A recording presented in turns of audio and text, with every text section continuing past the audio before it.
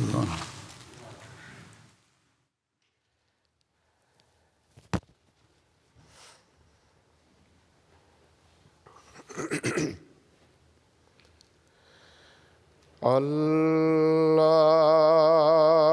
أكبر.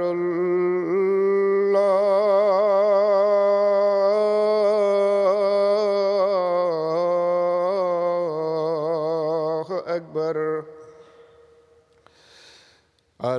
الله أكبر.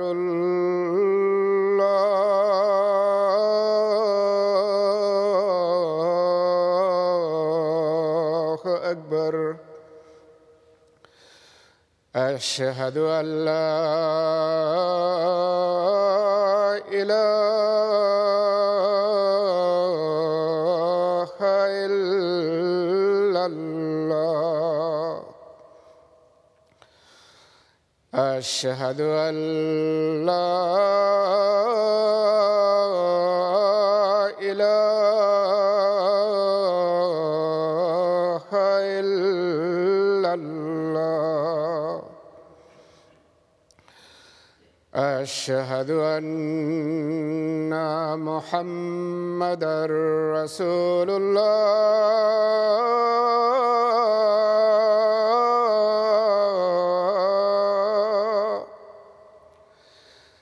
أشهد أن محمدًا رسول الله. حي على الصلاة.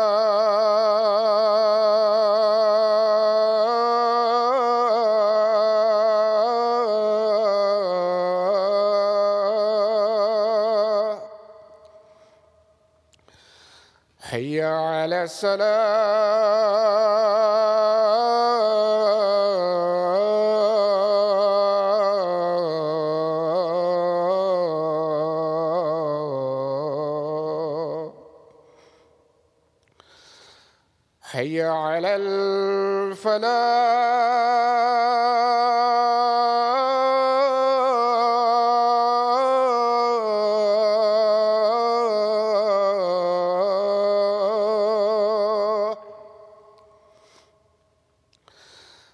حي على الفلاح.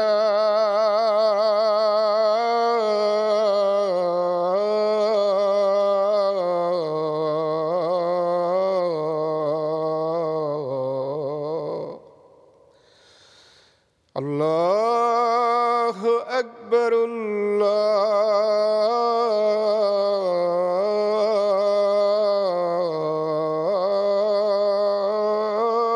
الله أكبر. لا إله إلا الله.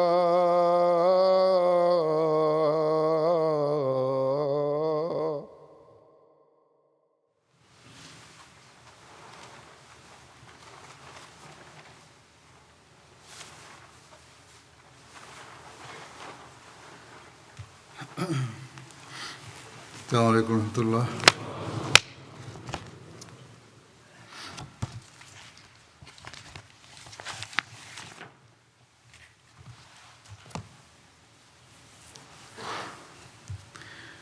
أشهد أن لا إله إلا الله وحده لا شريك له وأشهد أن محمدًا عبده ورسوله. أما بعد فأعوذ بالله من الشيطان الرجيم. بسم الله الرحمن الرحيم. الحمد لله رب العالمين. الرحمن الرحيم. مالك يوم الدين. إياك نعبد وإياك نستعين. اهدنا الصراط المستقيم. صراط الذين أنعمت عليهم غير المغضوب عليهم ولا الضالين.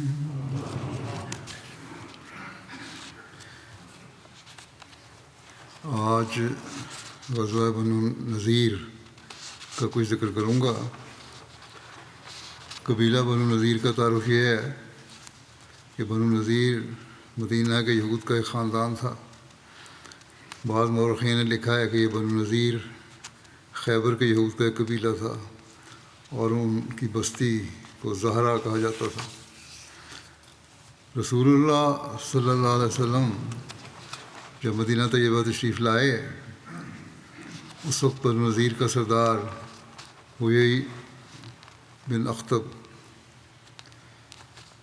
تھا. اس کے آباء و اجداد میں چھٹی نسل میں نذیر بن نہام کا نام آتا ہے، جس کے نام سے یہ قبیلہ بنو نذیر کہلاتا ہے. ام المومنین حضرت صفیہ رضی اللہ عنہا بنو نذیر کے اسی سردار حیی بن اخطب کی بیٹی تھیں. حیی کتب کی تاریخ میں لکھا ہے حیی بن اخطب کا سلسلہ نسب حضرت موسیٰ کے بھائی حضرت ہارون سے جا ملتا ہے. حیی کو کے نسب میں کئی اشخاص انبیاء کے شرف سے نوازے گئے جن پر اسے فخر تھا، اور اسی گھمنڈ میں یہ کہا کرتا تھا کہ اللہ تعالیٰ ہم پر اس دنیا میں مہربان ہے اور آخرت میں بھی وہ ہم پر شفقت اور مہربانی فرمائے گا. وہ ہمیں گناہوں کی وجہ سے چند دن سزا دے گا، بالآخر جنت ہی ہمارا ٹھکانہ ہوگا. اسی نسبی فخر اور تکبر کے باعث حیی نے رسول اللہ صلی اللہ علیہ وسلم کی تعلیمات سے روگردانی کی تھی. قبیلہ بنو نذیر محل وقوع کے اعتبار سے مسجد قباء سے آدھے میل دور تھا، شمال کی طرف، شمال مشرقی طرف، اور وسطی مدینہ سے اس کی آبادی پہلے آتی تھی، اور مسجد قباء اس سے تھوڑے فاصلے پر آگے جنوبی جانب واقع تھی. غزوہ بنو نذیر ربیع الاول 4 ہجری میں پیش آیا.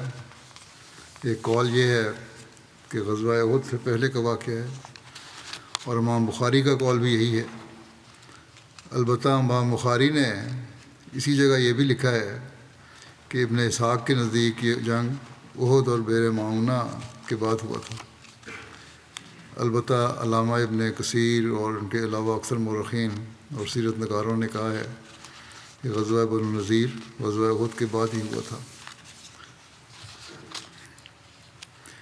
غزوہ بنو نذیر کے اسباب کے متعلق بیان ہوا ہے کہ قریش مکہ نے غزوہ بدر سے پہلے عبداللہ بن ابی بن سلول اور اوس اور خزرج کے دیگر بت پرستوں کو لکھا.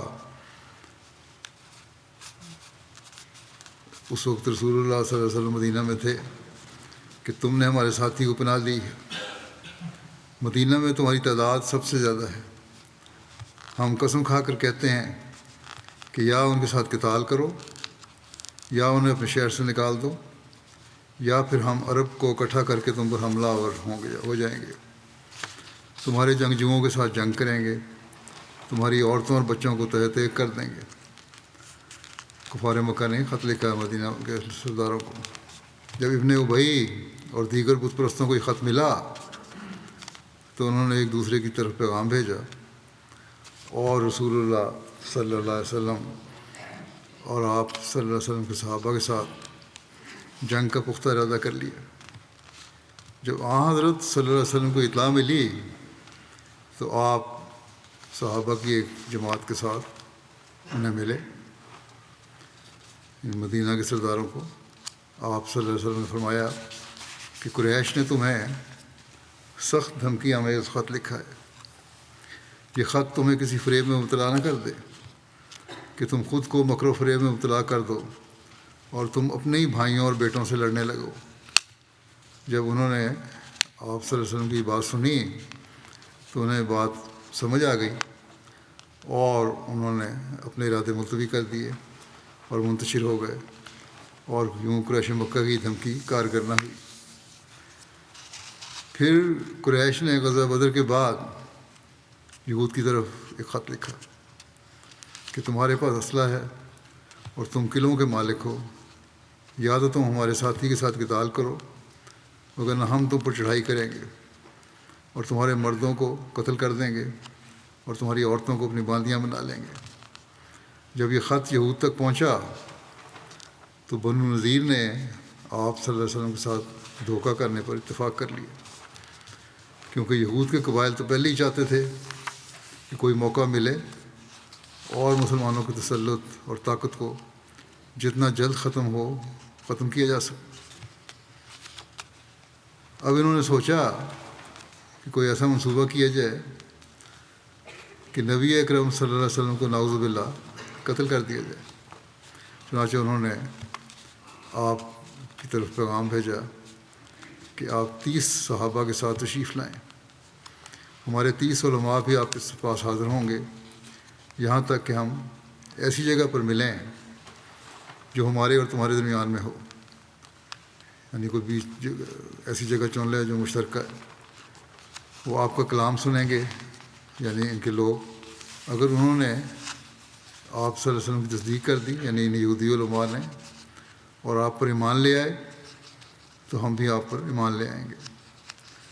دوسرے روز آپ 30 صحابہ کے ہمراہ ان کی طرف نکلے۔ 30 یہودی علماء بھی آپ صلی اللہ علیہ وسلم کے پاس آ گئے۔ جب یہود کھلے میدان میں نکلے تو انہوں نے ایک دوسرے سے کہا، تم ان پر کیسے حملہ آور ہو گئے، حالانکہ آپ کے ہمراہ 30 ساتھی ہیں؟ اس 30 ساتھیوں کے ساتھ حملہ آور ہونا مشکل ہے، جو ایسے ساتھی ہیں جو آپ پر جان وار کرنے والے ہیں۔ اس پر انہوں نے، یہودیوں نے، آپ صلی اللہ علیہ وسلم کی طرف یہ پیغام بھیجا کہ ہم 60 افراد باہم کیسے افہام و تفہیم کریں گے؟ آپ ایسا کریں کہ 3 ساتھیوں کو لے کر آئیں اور ہم بھی اپنے 3 علماء لے آتے ہیں، وہ آپ کی بات چیت سنیں گے۔ اس پر آپ صلی اللہ علیہ وسلم نے 3 صحابہ کے ساتھ آنے کی بات مان لی۔ 3 یہودی علماء بھی نکلے، ان یہودیوں کے پاس خنجر تھے، وہ رسول اللہ صلی اللہ علیہ وسلم پر حملہ کرنا چاہتے تھے۔ آپ صلی اللہ علیہ وسلم تشریف لے جانے کے لیے تیار تھے۔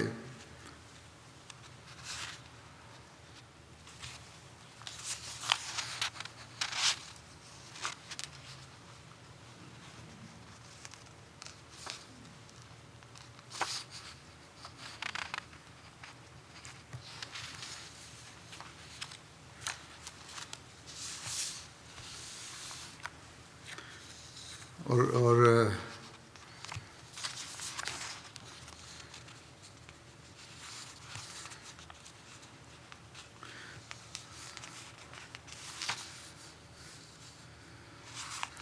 بہرحال آپ صلی اللہ علیہ وسلم تشریف لے جانے کے لیے تیار تھے، اور راستے میں ہی تھے کہ بنو نذیر کی ایک خیر خواہ عورت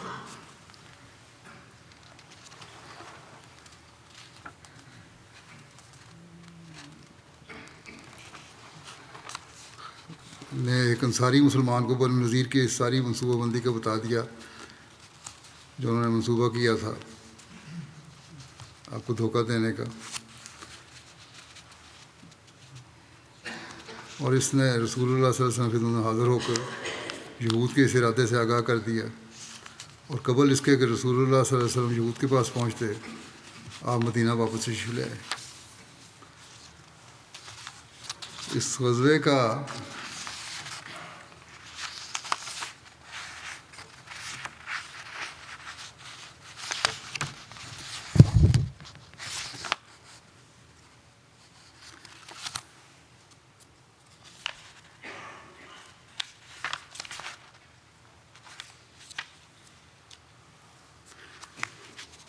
ایک اور سبب بیان کرتے ہوئے ایک مصنف نے لکھا ہے کہ بنو نذیر نے خفیہ طور پر قریش کو پیغام بھیجا اور انہیں رسول اللہ صلی اللہ علیہ وسلم سے جنگ کرنے پر اکسایا، بلکہ انہیں مسلمانوں کی چند دفاعی کمزوریاں بھی بتلائی تھیں۔ یہ اس وقت کی بات ہے جب قریش مسلمانوں سے جنگ کرنے کے لیے احد کے پاس خیمہ بند ہوئے تھے۔ یہ سبب صرف موسیٰ بن عقبہ نے ذکر کیا ہے۔ بعض روایات کے مطابق جنگ احد سے پہلے یہود نے بھی قریش مکہ کو خوب بھڑکایا تھا، جس کے نتیجے میں جنگ احد برپا ہوئی تھی۔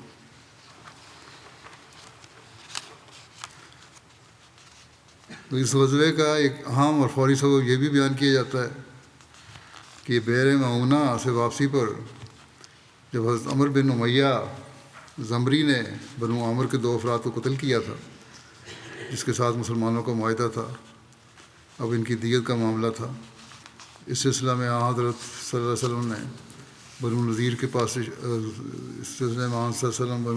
تشریف لے گئے تھے، کیونکہ رسول اللہ صلی اللہ علیہ وسلم نے یہود سے جو معاہدہ کیا تھا، اس کی ایک شک یہ بھی تھی کہ ان یعاونوا فی الدیات، یعنی وہ لوگ دیت کا معاملات میں مسلمانوں سے تعاون کریں گے۔ اس واقعے کی تفصیل جیسا کہ پہلے بئر معونہ کی تفصیل میں بھی بیان ہو چکی ہے، یہ ہے کہ حضرت عمر بن امیہ زمری بئر معونہ سے واپس مدینہ تشریف لا رہے تھے۔ جب کنات مقام پر پہنچے، کنات جو ہے یہ مدینہ اور احد کے درمیان مدینہ کی 3 مشہور وادیوں میں سے ایک وادی ہے جہاں کھیتی باڑی ہوتی تھی۔ تو بنو عامر میں سے 2 افراد ان کو ملے۔ رسول اللہ صلی اللہ علیہ وسلم نے ان کے ساتھ معاہدہ کر رکھا تھا۔ حضرت عمر نے ان سے ان کا نسب پوچھا تو ان دونوں نے اپنا نسب بتایا۔ یہ دونوں افراد ان کے ساتھ ہی رہے۔ پھر جب وہ دونوں سو گئے تو حضرت عمر بن امیہ زمری نے ان پر حملہ کیا اور انہیں موت کے گھاٹ اتار دیا۔ پھر جلد ہی رسول اللہ صلی اللہ علیہ وسلم خدمت میں حاضر ہوئے اور سارا واقعہ سنایا۔ آپ صلی اللہ علیہ وسلم نے فرمایا، تم نے بہت برا کیا، ان کا ہمارے ساتھ معاہدہ اور امان تھی۔ حضرت عمر بن امیہ زمری نے عرض کیا، مجھے اس معاہدے کا علم نہ تھا، میں انہیں مشرک سمجھتا تھا، ان کی قوم نے ہمارے ساتھ دغا کیا تھا۔ حضرت عمر ان کا سامان اور کپڑے بھی ساتھ لے آئے تھے۔ رسول اللہ صلی اللہ علیہ وسلم نے انہیں ان کا سامان اور کپڑے واپس کرنے کا حکم دیا، ان کے لواحقین کو۔ آپ صلی اللہ علیہ وسلم نے یہ چیزیں ان کی دیت کے ساتھ بھیج دیں۔ اس کے بعد آپ صلی اللہ علیہ وسلم ہفتے کے روز بنو نذیر کی طرف تشریف لے گئے۔ مسجد قباء میں نماز ادا فرمائی۔ مہاجرین اور انصار میں سے بعض صحابہ کرام آپ صلی اللہ علیہ وسلم کے ہمراہ تھے۔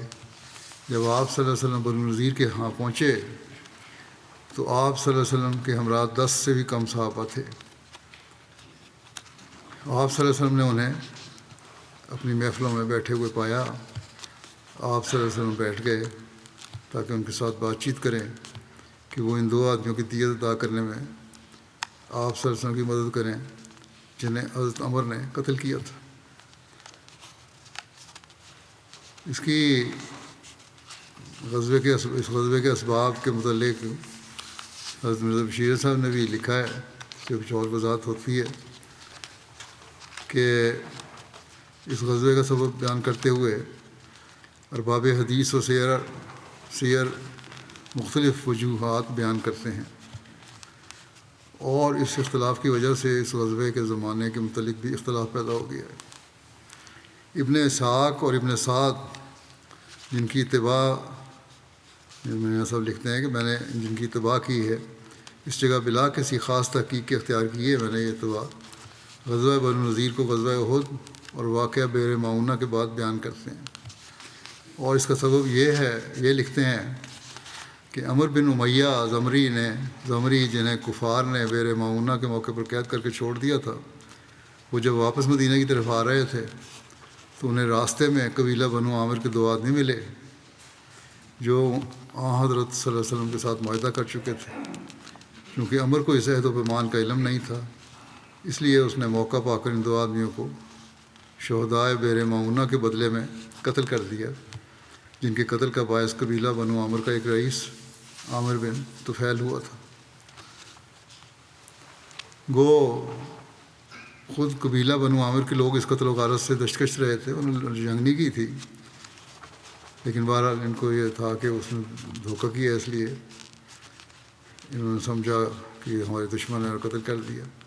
جب عمر بن امیہ مدینہ پہنچے تو انہوں نے حضرت صلی اللہ علیہ وسلم سے سارا ماجرا عرض کیا اور ان دو آدمیوں کے قتل کا واقعہ بھی سنایا۔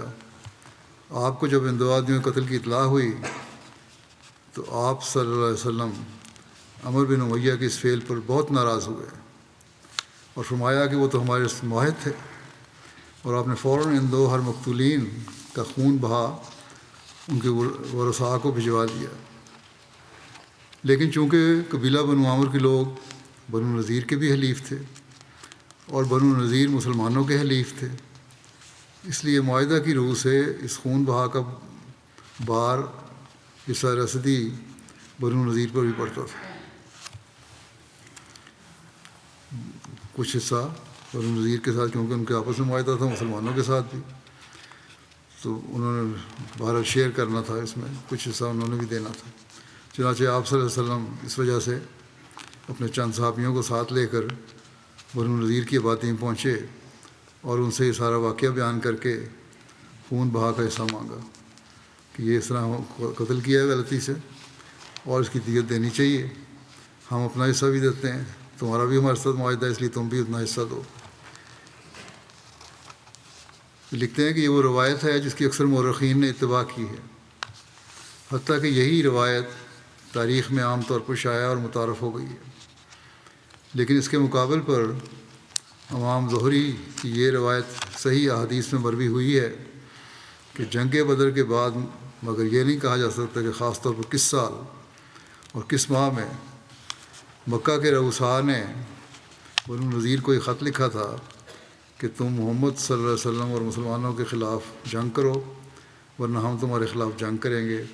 اس پر بنو نذیر نے باہم مشورہ کر کے یہ فیصلہ کیا کسی حکمت عملی کے ساتھ حضرت صلی اللہ علیہ وسلم کو قتل کر دیا جائے، اور اس کے لیے انہوں نے یہ تجویز کی کہ آپ صلی اللہ علیہ وسلم کو کسی بہانے سے اپنے پاس بلائیں اور وہاں موقع پر آپ کو قتل کر دیں۔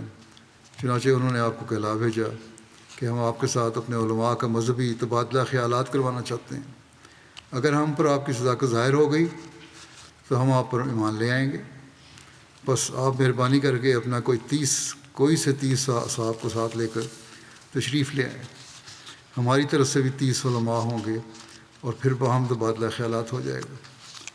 ایک طرف تو انہوں نے حضرت صلی اللہ علیہ وسلم کو یہ پیغام بھیجا اور دوسری طرف یہ تجویز پختہ کر کے اس کے مطابق پوری تیاری بھی کر لی کہ جب حضرت صلی اللہ علیہ وسلم تشریف لائیں تو یہی یہودی علماء جن کے پاس خنجریں پوشیدہ ہوں موقع پا کر حضرت صلی اللہ علیہ وسلم کو قتل کر دیں۔ مگر قبیلہ بنو نذیر کی ایک عورت نے ایک انصاری شخص کو، جو رشتہ میں اس کا بھائی لگتا تھا، اپنے قبیلہ والوں کے اس بد ارادے سے بروقت اطلاع دے دی، اور حضرت صلی اللہ علیہ وسلم جو ابھی گھر سے نکلے ہی تھے یہ اطلاع پا کر واپس تشریف لے آئے اور فوراً تیاری کا حکم دیا، اور صحابہ کی ایک جماعت کو ساتھ لے کر بنو نذیر کے قلعوں کی طرف روانہ ہو گئے اور جاتے ہی ان کا محاصرہ کر لیا، اور پھر ان کے رؤساء کو پیغام بھیجا کہ جو حالات ظاہر ہوئے ہیں ان کے ہوتے ہوئے میں تمہیں مدینہ میں نہیں رہنے دے سکتا جب تک کہ تم اثر نو میرے ساتھ معاہدہ کر کے مجھے یقین نہ دلاؤ کہ آئندہ تم بے دہدی اور غداری نہیں کرو گے۔ مگر یہود نے معاہدہ کرنے سے صاف انکار کر دیا، اور اس طرح جنگ کی ابتدا ہو گئی، اور بنو نذیر نہایت متمردانہ طریق پر قلعہ بند ہو کر بیٹھ گئے، یعنی بڑی سرکشی دکھاتے ہوئے اور تکبر دکھاتے ہوئے قلعہ بند ہو کر بیٹھ گئے کہ ہمارے پاس طاقت ہے۔ دوسرے دن آپ کو یہ اطلاع ملی یا آپ نے قرائن سے خود معلوم کر لیا کہ یہود کا دوسرا قبیلہ بنو قریظہ بھی کچھ بگڑا بیٹھا ہے۔ چنانچہ آپ صحابہ کے ایک دستے کے ساتھ لے کر بنو قریظہ کے قلعوں کی طرف روانہ ہوئے اور ان کا محاصرہ کر لیا۔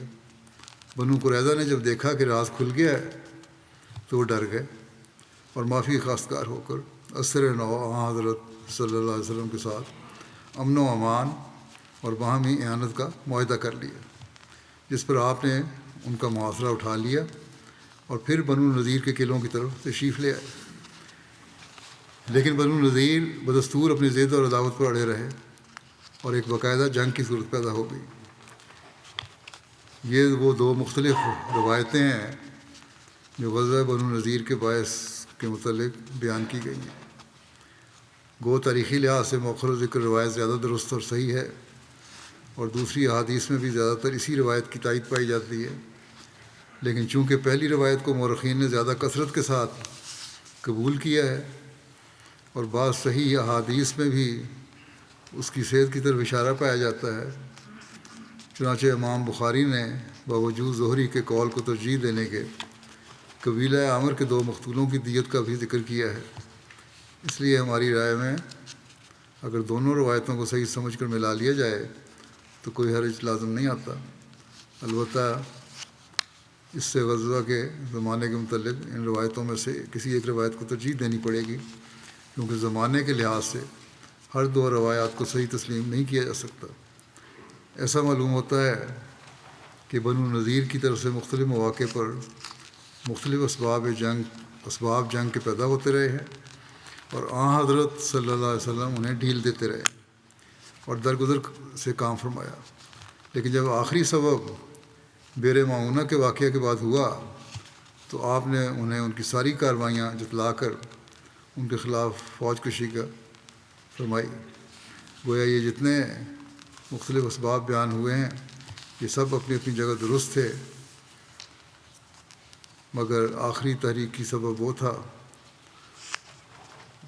جو بنو عامر کے دو مقتولوں کی دیت کے مطالبہ کے وقت پیش ہوا۔ واللہ اعلم بالصواب۔ یہ ساری بیان جو میں نے کیا ہے یہ سید خاتم النبیین میں سے لیا ہے۔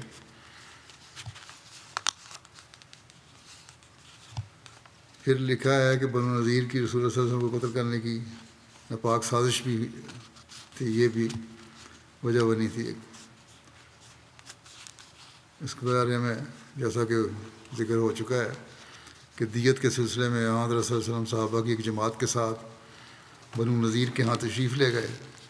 آپ صلی اللہ علیہ وسلم ہفتے کے دن نکلے۔ آپ صلی اللہ علیہ وسلم نے مہاجرین اور انصار کی ایک جماعت کے ساتھ مسجد قباء میں نماز ادا کی، پھر حسب معاہدہ بنو نذیر کے پاس جا کر دیت کا مطالبہ کیا۔ آپ صلی اللہ علیہ وسلم اپنے جن اصحاب کے ساتھ تشریف لے گئے ان کی تعداد 10 سے کم تھی۔ اس روایت میں یہ لکھا ہے۔ ان میں حضرت ابوبکر، حضرت عمر اور حضرت علی بھی تھے۔ حضرت زبیر، حضرت طلحہ، حضرت سعد بن معاذ، حضرت اسید بن حضیر اور حضرت سعد بن عبادہ کے نام بھی ملتے ہیں۔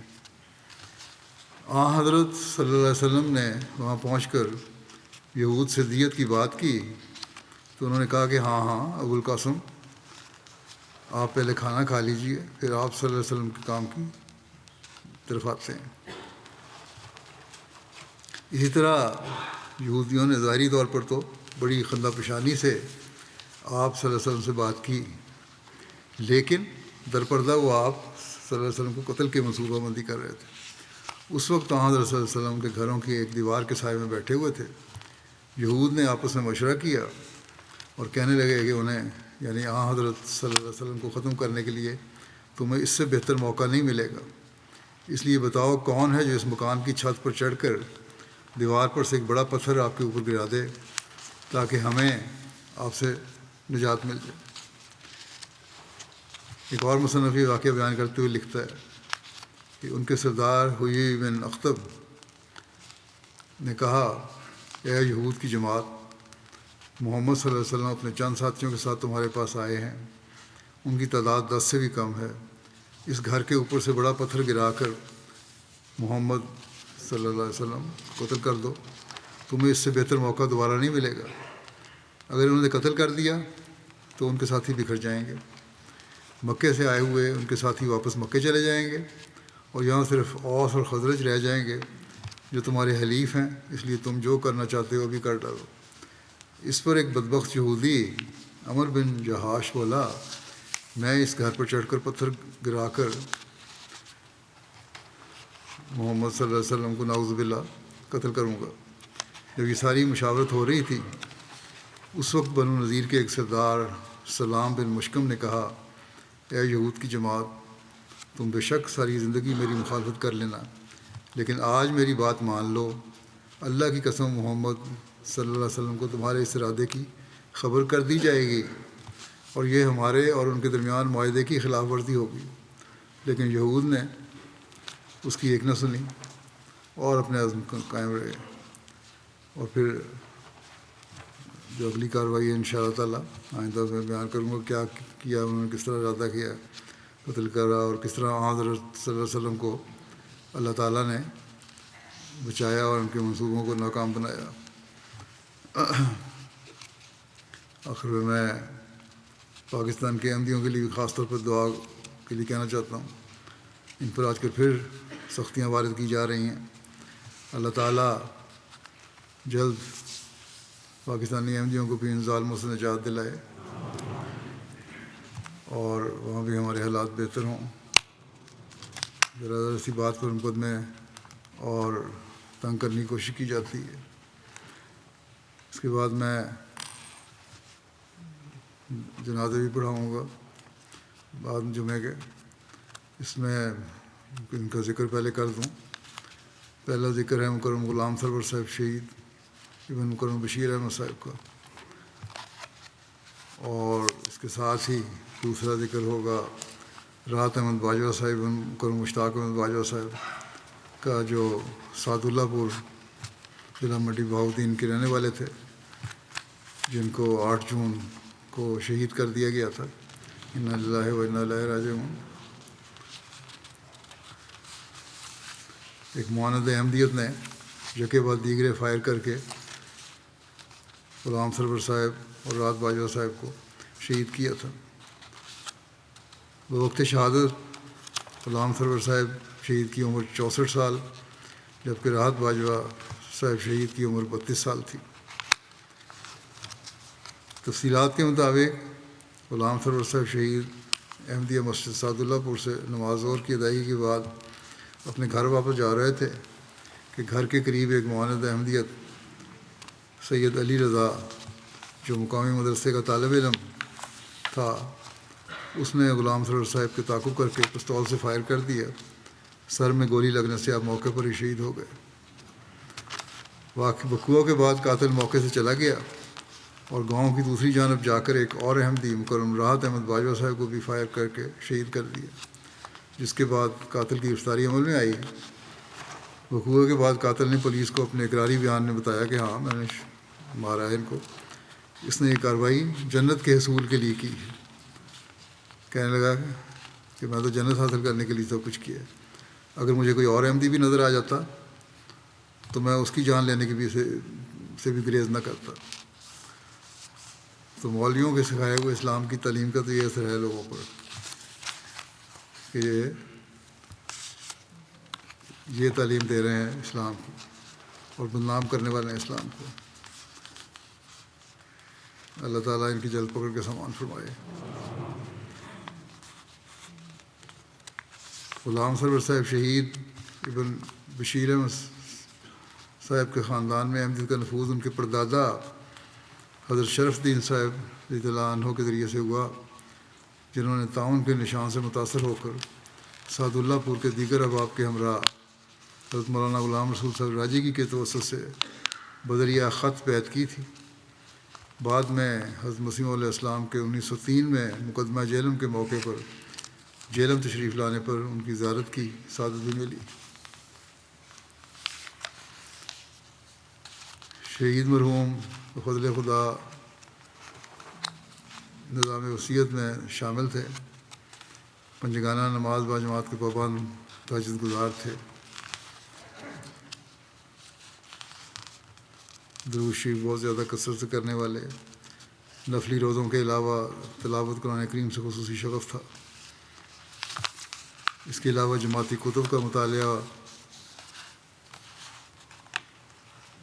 اور باقاعدگی سے کرتے تھے، اور نفل روزانہ کا معمول تھا ان کا، جماعت کے لیے 2 نفل باقاعدگی سے پڑھا کرتے تھے، روزانہ کی بنیاد پر صدقہ دیا کرتے تھے، پردہ پوشی کے ساتھ مستحقین کی معاونت کرتے تھے، کبھی کسی سوالی کو گھر سے خالی نہ جانے دیتے تھے، مقامی جماعت میں جنرل سیکرٹری کے علاوہ بطور مربی اطفال سعد اللہ کو بھی خدمت کی توفیق ملی انہیں۔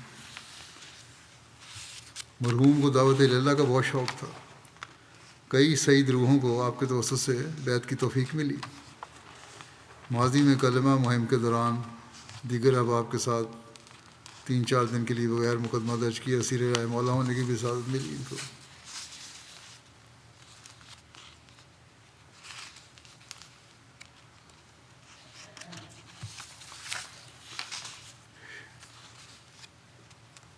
شاہد عمران ہیں، قائد ضلع، مرحوم کے بھتیجے بھی ہیں، کہتے ہیں کہ شہید مرحوم بار بار اس خواہش کا اظہار کیا کرتے تھے کہ اللہ تعالیٰ مجھے کسی ایسے کام کی توفیق دے جس کی بدولت جماعت احمدیہ کی تاریخ میں میرا نام سنہری حروف میں لکھا جائے۔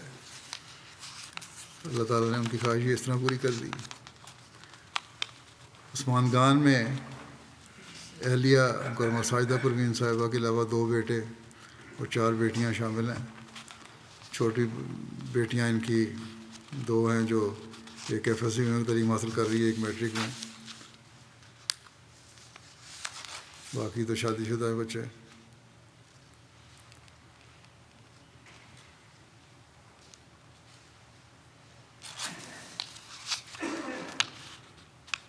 اطاعت کا جذبہ کہتے ہیں ان میں کمال کا تھا۔ صدر جماعت نے بیان کیا کہ ان کی شہید مرحوم کے ساتھ عزیز داری بھی تھی اور کبھی کبھار ان سے رنجش بھی ہو جاتی تھی، آپس میں تعلقات میں ہو جاتا ہے اونچ نیچ باتوں میں، مگر جب جماعتی معاملہ آتا تو وہ یہ کہتے کہ آپ صدر جماعت ہیں، جو بات بھی آپ کہیں گے اس کی کامل پابندی کروں گا۔ یہ ایک نمونہ تھا جنہوں نے دکھایا۔ بہت ساری شکایتیں آتی ہیں لوگوں کی کہ تعاون نہیں کرتے اپنی ذاتی رنجوں کی بنا پہ جماعتی نظام سے، لیکن انہوں نے کبھی یہ اس کا اظہار نہیں ہونے دیا، کامل اطاعت کے ساتھ انتظامیہ کی اطاعت کی۔ ملک امان اللہ صاحب مربی ضلع کہتے ہیں کہ میرا غلام سرور صاحب کے بارے میں مشاہدہ یہ رہا کہ مسجد میں ہمیشہ پہلے آ کر پہلی صف میں دائیں طرف بیٹھ جاتے، ذکر الہی مشغول رہتے، نہایت عاجز اور منکسر المزاج انسان تھے، خلافت سے خاص محبت تھی، حضرت اقدس مسیح موعود کی کتب کا مطالعہ کا بھی ذوق رکھتے تھے اور تبلیغ کا بھی شوق تھا، اس لیے تبلیغ مسیح رابع کی مجالس عرفان اور دیگر آڈیو ویڈیو اپنے پاس رکھتے تھے اور بڑے شوق سے سنا کرتے تھے، دیکھا کرتے تھے۔ ایک مربی نے لکھا کہ میں نے خواب میں دیکھا تھا کہ مسجد پہ حملہ ہوا ہے اور میں شہید ہو گیا ہوں، یعنی مربی۔ تو مربی صاحب نے یہ خواب جب ان کو سنائی تو شہید مرحوم کہنے لگے، مربی صاحب دیکھتے ہیں پہلے آپ شہید ہوتے ہیں یا میں؟ لگتا ہے یہ بھی ان کو پہلے کوئی اشارہ ملا تھا، اس کی وجہ سے انہوں نے یہ بات کہی۔ اللہ تعالیٰ ان کے درجات بلند فرمائے اور ان کی نسل میں بھی نیکیاں جاری رکھے ان کی، اور کامل وفا سے ان کو رہنے کی توفیق دے۔ دوسرا ذکر ہے کرم راحت احمد باجوہ صاحب شہید کا، جو مشتاق احمد باجوہ صاحب کے بیٹے تھے۔ تفصیلات کے مطابق رات باجوہ صاحب سعد اللہ پور بس اسٹاپ پر واقع اپنے پکوان سینٹر سے واپس اپنے گھر آ رہے تھے کہ مذکورہ قاتل سید علی رضا نے ان پر بھی پسٹل سے فائر کر دیا۔ سر میں گولی لگنے سے آپ بھی موقع پر شہید ہو گئے۔ رحمت احمد باجوہ صاحب شہید کے خاندان میں اہمیت کا نفوذ ان کے دادا مکرم رشید احمد صاحب کے ذریعے ہوا، جنہوں نے اپنے بھائی مکرم حفیظ اللہ صاحب کے ذریعے 1978 میں بیعت کی تھی۔ شہید مرحوم وفضل تعالیٰ نظام وصیت میں شامل تھے۔ جب بھی کسی احمدی کی شہادت کی انہیں اطلاع ملتی تو رشک سے اس امر کا اظہار کرتے کہ رتبہ تو قسمت والوں کو ملتا ہے۔ خلافت احمدیہ سے والہانہ عشق تھا، مہمان نوازی کا بس نمایاں تھا، نہایت ہنس مکھ انسان تھے، ہر کسی سے محبت سے پیش آتے، اگر کوئی منفی رویہ اختیار کرتا تو اس کا جواب مثبت رویہ سے دیتے۔ 1918 میں قادیان گئے ہیں تو ہر وقت مسجد میں یا بیت الدعا میں دعاؤں میں مشغول رہے۔ جب بھی جماعتی خدمت کے لیے بلایا جاتا فوری طور پر سب کام چھوڑ کے حاضر ہو جاتے۔ جماعتی پروگرامز کے ضمن میں مہمانان کے لیے خود کھانا تیار کرتے کیونکہ اپنا ان کی کھانے کی دکان تھی۔ ان کی یہ خواہش تھی کہ وقف کر کے دارالضیافت میں جائیں اور حضرت مسیح علیہ السلام کو مہمانوں کی خدمت کریں۔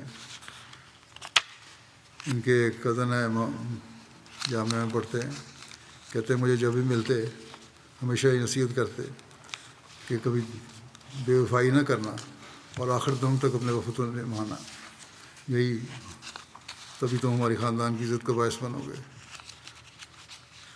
شہید مرحوم نے پسماندگان میں والدین کے علاوہ اہلیہ امت النورین صاحبہ، امت النور صاحبہ اور 2 بیٹیاں عزیزہ جویریہ عمر 4 سال اور عزیزہ زمر راحت 1.5 سال یادگار چھوڑے ہیں۔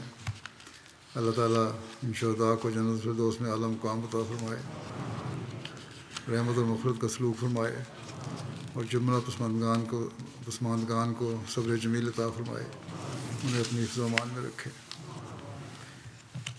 ایک اور جنازہ ہے اس کے ساتھ قرم ملک مظفر خان جوئیہ کا، جو گزشتہ دنوں ان کی وفات ہوئی ہے 53 سال کی عمر میں۔ انا للہ و انا الیہ راجعون۔ اللہ تعالیٰ کے فضل سے موسی تھے۔ آپ کے بیٹے محمد مطیع اللہ جوئیہ صاحب مربی سلسلہ ہیں آج کل ہوائی میں، اور ٹریول ڈاکومنٹس نہ ہونے کی وجہ سے والد کے جنازے میں اور تدفین میں شامل نہیں ہو سکے۔ مربی صاحب لکھتے ہیں کہ والد صاحب نہایت دیندار، متقی، غریب پرور، تہجد گزار، 5 وقتہ نمازوں کے پابند اور باقاعدہ تلاوت قرآن کریم با ترجمہ کرنے والے ایک نیک اور مخلص انسان تھے۔ 24 سال کی عمر میں 1953 میں انہوں نے خود احمدیت قبول کی۔ حضرت مسیح علیہ السلام کو قبول کرنے سے ان میں ایک انقلابی تبدیلی آئی، اور اس وقت سے انہوں نے خدا تعالیٰ کی عبادت، خلافت سے وفا اور انسانیت کی خدمت کی مثالی زندگی بسر کی۔ آپ کی کو زندگی میں مختلف حیثیتوں میں جماعت کی خدمت کا ہی موقع ملا۔ 15 سال تک اپنی جماعت 152 شمالی میں صدر جماعت بھی رہے۔ کہتے ہیں آپ سے ہم نے کبھی کسی جماعتی عہدیدار کے بارے میں شکوہ یا شکایت نہیں سنی۔ ہمیشہ نصیحت کرتے کہ کوئی جماعتی عہدیدار چاہے سائق ہی ہو، اگر تمہارے گھر آئے تو خلیفہ وقت کے نمائندہ ہونے کی حیثیت سے اس کی عزت و اکرام تم پر واجب ہے۔ خود بھی عملاً ہمیشہ جماعتی مہمانوں اور عہدیداروں کا خاص احترام کرتے تھے۔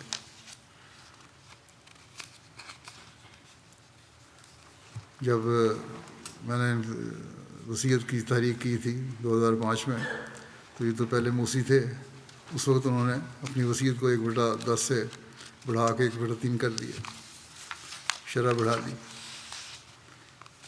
کہ اس طرح میں لبیک کہوں اس تاریخ پہ۔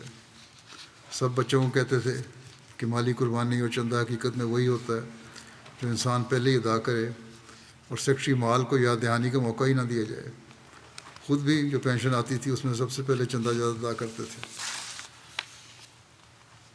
کہتے ہیں کہ 1990 کی دہائی میں ہماری جماعت کو مربی ہاؤس کی ضرورت پڑی، تو اپنی زمین جو مسجد کے نزدیک اور گاؤں کے اندر واقع تھی جماعت کو بلا تردد عطیہ کر دی۔ اللہ تعالیٰ مرحوم سے مغفرت و رحم کا سلوک فرمائے، درجات بلند کرے، ان کی اولاد کو بھی ان کی نیکیاں جاری رکھنے کی توفیق عطا فرمائے۔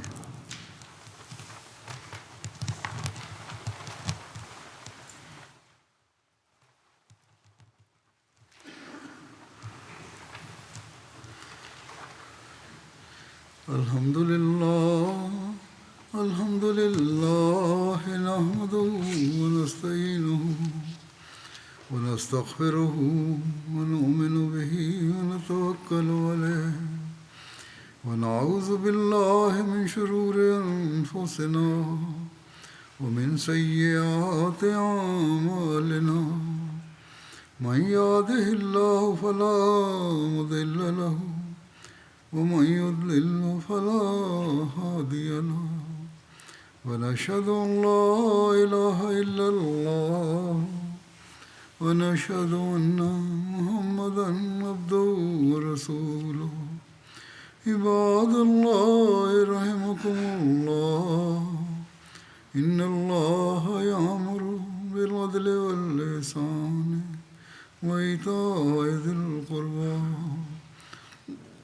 وينهى عن الفحشاء والمنكر والبغي يعظكم لعلكم تذكرون اذكروا الله يذكركم وادعوه يستجب لكم ولذكر الله أكبر.